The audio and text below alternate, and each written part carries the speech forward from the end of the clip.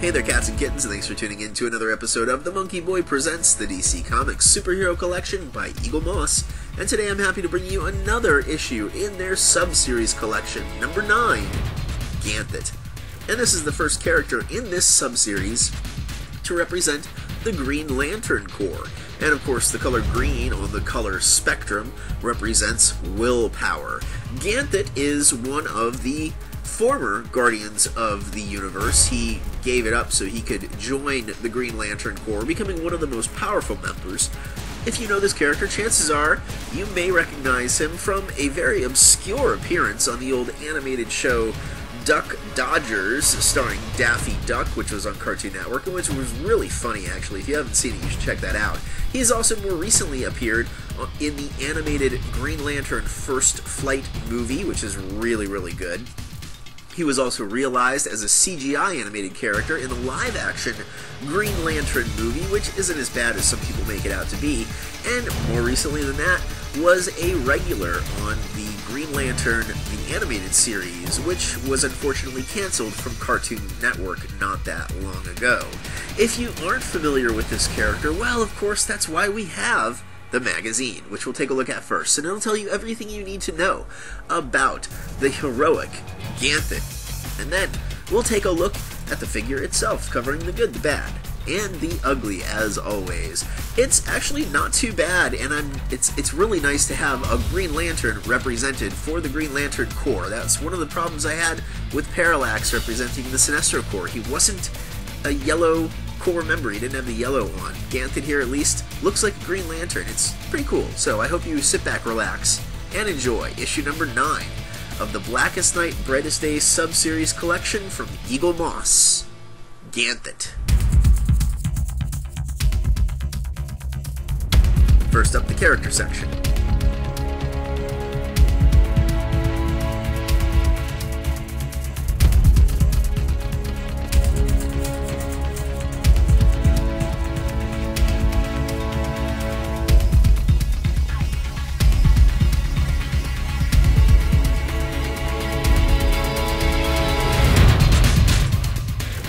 And we learn that Ganthet was once part of an ancient alien race known as the Malthusians, who may be billions of years old. They decided to leave their homeworld and migrate to the planet of Oa, located at the center of the cosmos. Unfortunately, one of them built a time machine and defied the others when he traveled back in time to see the creation of the universe, and inadvertently created the antimatter universe and introduced the concept of evil into the galaxy.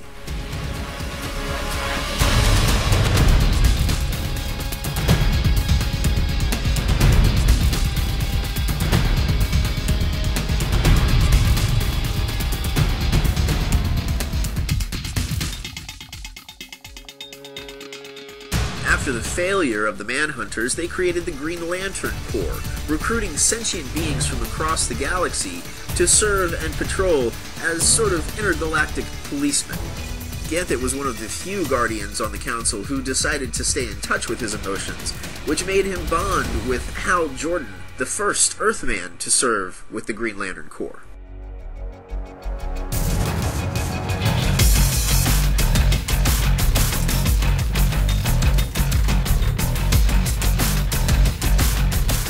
When Hal Jordan was possessed by the villainous Parallax, he went on a killing spree across the Green Lantern Corps.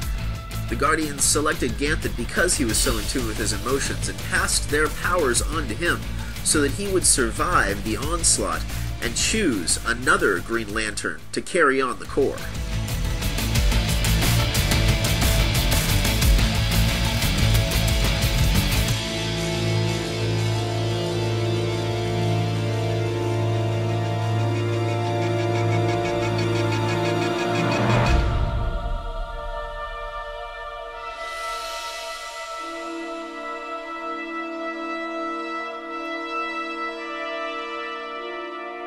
He traveled to Earth and, using the last of his energies, found a young, struggling comic book artist named Kyle Rayner.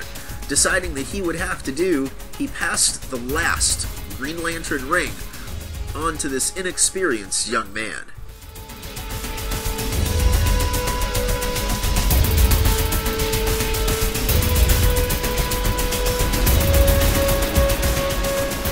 also a time when Ganthet asked for the ring back from Kyle, believing the young hero was unfit to serve as the new Green Lantern.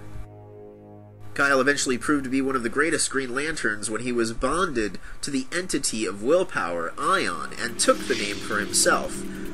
However, after learning that the Ion energy was burning him up, he released it back into the once destroyed central power battery on Oa, and restored not just the planet, but also the Oans themselves.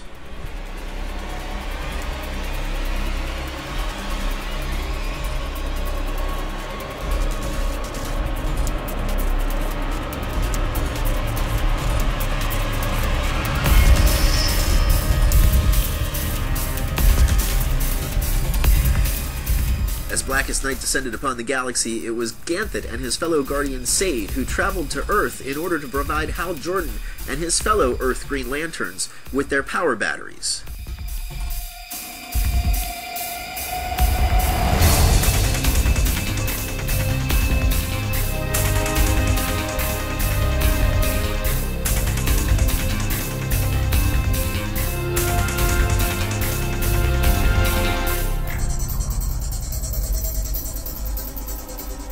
Not long after this, Ganthet copied Hal Jordan's power ring and inducted himself into the Green Lantern Corps in order to aid the Corps that he once helped command.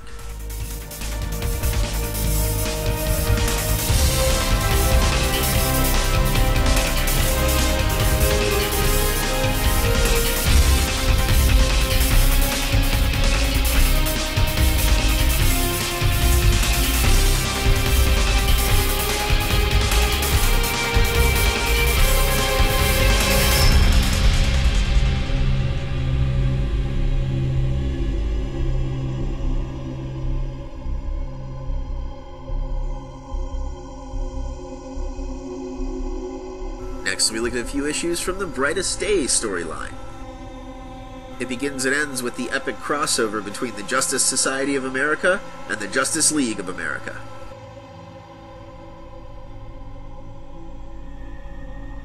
And this was a big, epic team-up, the first one in the DCU since the Blackest Night event concluded, and it basically finds the JLA and the JSA recuperating, regrouping after both teams suffered heavy losses.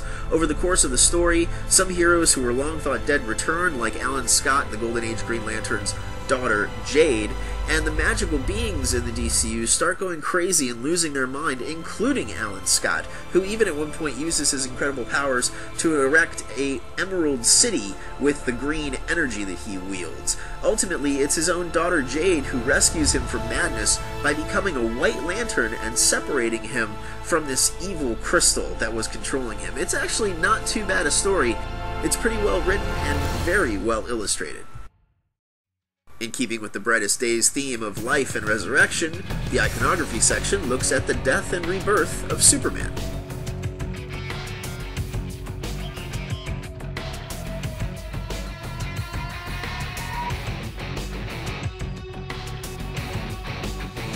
It briefly talks about how he was thought killed at the hands of Doomsday, and that while he was in a sort of suspended animation, 4 other Supermen arose, all except one, Steel, claiming to be the actual Superman. We also learn the real Superman eventually came out of his coma, revealing that all of the others were imposters. Superman eventually regained his full strength and joined some of his new allies to fight against the evil Mongol and cyborg Superman who had leveled Star City. Lastly, the Friends and Foes section looks at a number of different lanterns from across the color spectrum, including Sinestro Corps member Crib, Green Lantern Hanu, and Red Lantern Dexstar. And here we have Ganthet, representing the Green Lantern Corps for the Blackest Night, Brightest Day collection, and I think he's a really nice addition. As simple as he looks, there's some really great detail going on here. They have everything that I want in a figure on this guy. The detail is nice, the sculpt is nice. I love the fact that he has his Green Lantern, his personal power battery. I like that it's different from the others. It's really nicely done, and the fact that he's holding it out like that I think is great. The pose is nice. He has his power ring, which I'll show you more of in the next section. I'm very happy with it.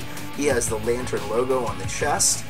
his facial expression, his blue skin, they got his ponytail and everything, and the costume is nice. It's pearlescent white, and he's actually floating. I love that they have him actually floating off the base with that clear plastic peg. I wish that they would do more of that sometimes, but yeah, I think he is pretty cool. Not necessarily for everyone, but pretty cool. Great little details all over the place that I can't wait to show you here in the next section in just a moment. Ganthet hovers above the Green Lantern logo, and the underside of the base features his name and serial number. And to give you a sense of size and scale, here he is staring down the villainous cyborg Superman, alongside all the other Green Lanterns that have been released as a part of the regular Eaglemoss collection. And finally, a shot of Ganthet alongside a representative from all of the other cores in the color spectrum. Ganthet is another nice addition to this collection, in my humble opinion. I really like this character. He is sort of the heart and soul of the Guardians. He is always the one that was defending Hal Jordan and listening to him and trusting instincts instead of just using raw logic. So for him to be the Green Lantern representative in this collection, I think is apropos and really nice. We'll start as always with the good. I really like the sculpt on this guy. I think the pose is outstanding. His accessories, I guess, are really, really cool too. The sculpting, the shading, the shadowing, the paint is also exceptionally done. You can see his scale is also great. Here he is alongside, of course, Detective Chimp and Penguin, the other two smallest characters in the collection so far, from at least the regular series. So his scale is perfect. The fact that he's hovering off of the base and that his robe is just sort of hanging underneath him, but it's really nicely done. Great shadowing and shading. It's a nice pearlescent white that does have a great shimmer to it. Also, the cuffs around the hands are really nice. That really separates things very, very well. The lantern that he carries, his power battery, is great. I like the fact that it looks completely different from any of the other lanterns we've seen so far. As I pointed out, there is the sort of glowing light inside on the front and the back. The back of the character itself is also cool. I love that armor that he's wearing, that sort of chest plate. His hair is nicely done, the ponytail, how it's sort of blowing off to one side and draping over his one shoulder a little bit. And I also like the hair tie, the fact that it's that also really deep green, and that green does have a bit of a metallic sheen to it. His ring is awesome. I wish all of the Green Lanterns had a ring this great. It's not just a dollop of paint, but it is molded and sculpted up off of that blue hand, and the logo is actually sculpted into it. It's fantastic, and it makes me wish all of them could be this nice. He also has the logo, the Green Lantern logo, on the chest plate itself. It's just a slightly lighter green than that deep emerald of the chest plates.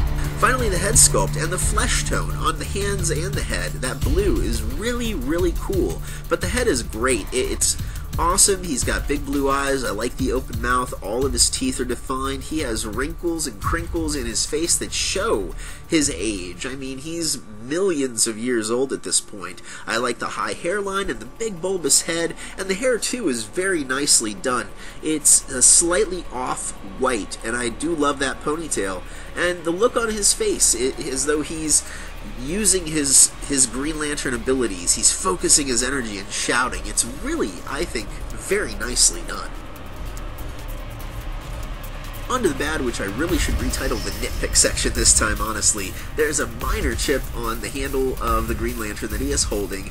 He also has extremely minor paint bleed. I hate to even mention it because it's so minute, but there is a little bit here and there. Finally, I wish that the Lantern logo, and this is a nitpick, was a slightly lighter green, but the fact that it is hand-painted and not a decal is awesome. I love that. I just wish it was a slightly lighter green in color. Finally, the ugly. Two things I would check for. One, the outstretched hand with the Green Lantern. You want to make sure that lantern handle isn't broken because it is a very thin piece of lead.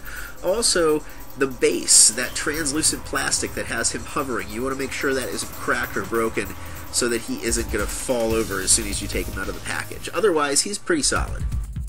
Overall, I'm very happy with Ganthet. He is very, very good, borderlining on great. I love the accessories, love his ring, love the fact that he's completely hand-painted. He looks awesome with the other Green Lanterns, and he's the first of a few alien Green Lantern Corps members that we're going to get, and I love the Green Lantern Corps for that reason, that we have such a diverse cast of characters from across the galaxy. So that is awesome. And we have now, as you can see, every color of the spectrum represented from this collection. The first 9 figures represent the entire color spectrum, so that's really cool to have. He is definitely not for everybody though, and I will admit, as nice as he is, I don't necessarily like to include him in my color spectrum when I have them out on the shelf. I like to have Hal Jordan representing the Green Lantern Corps, much in the same way I like to have Sinestro representing the Sinestro Corps as opposed to Parallax. It just looks better that way, because that's the character I think of when I think of Green Lantern, is Hal Jordan. But Ganthet is very, very cool. He is not for everyone though.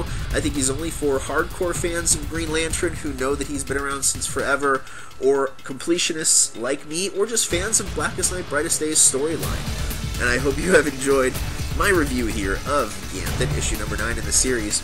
Please stay tuned for a quick teaser trailer of the next character in this series. Yes, we're sticking with Blackest Night, Brightest Day this time because we're going to do the special edition. And before anyone calls me out on it, yes, I know that technically the special edition came out before Ganthet was released. The special edition was released after issue 8.